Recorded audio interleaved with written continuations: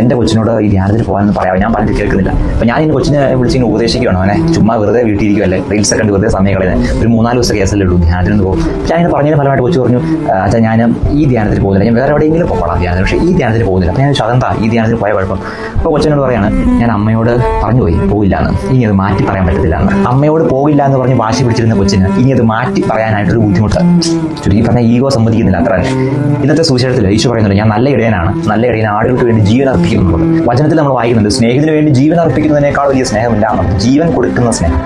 ജീവൻ കൊടുക്കാൻ പറ്റിയില്ലെങ്കിലും ഒന്ന് വിട്ടുകൊടുക്കാനെങ്കിലും ശ്രമിച്ചുകൂടെ അല്ലേ? പലപ്പോഴും നമുക്ക് പറ്റുന്ന പ്രശ്നം അതാണ്, ഒന്ന് തോറ്റു കൊടുക്കാനായിട്ട്, ഒന്ന് വിട്ടുകൊടുക്കാനായിട്ട്, ഒന്ന് എളിമപ്പെടാനായിട്ട് പലപ്പോഴും പറ്റുന്നില്ല എന്നുള്ളത്. നല്ല ഇടയനായ ഈശോ ഇത് നമ്മോട് പറയുന്നൊരു കാര്യമുണ്ട്, നീയും ഒരു നല്ല ഇടയനായിട്ട് മാറണം എന്നുള്ളത്. അതെങ്ങനെയാണ്? നമ്മുടെ അനുദിന ജീവിതത്തിലെ ചെറിയ ചെറിയ സംഭവങ്ങളിലൊക്കെ ഒന്ന് തോറ്റു കൊടുക്കാനായിട്ട്, ഒന്ന് വിട്ടുകൊടുക്കാനായിട്ട്, എളിമപ്പെടാനൊക്കെ ആയിട്ട് നമ്മൾ തയ്യാറാകണം. ഒരുപക്ഷെ നമ്മുടെ അമ്മയുടെ മുമ്പിലായിരിക്കാം, അല്ലെങ്കിൽ പപ്പയുടെയോ കൂട്ടുകാരുടെയോ നമ്മുടെ സ്നേഹിതരുടെ സഹോദരങ്ങളുടെയൊക്കെ മുമ്പിലായിരിക്കാം. ഒന്ന് എളിമപ്പെടാനായിട്ട് എനിക്ക് പറ്റിയാൽ നീയും നല്ല ഇടയൻ.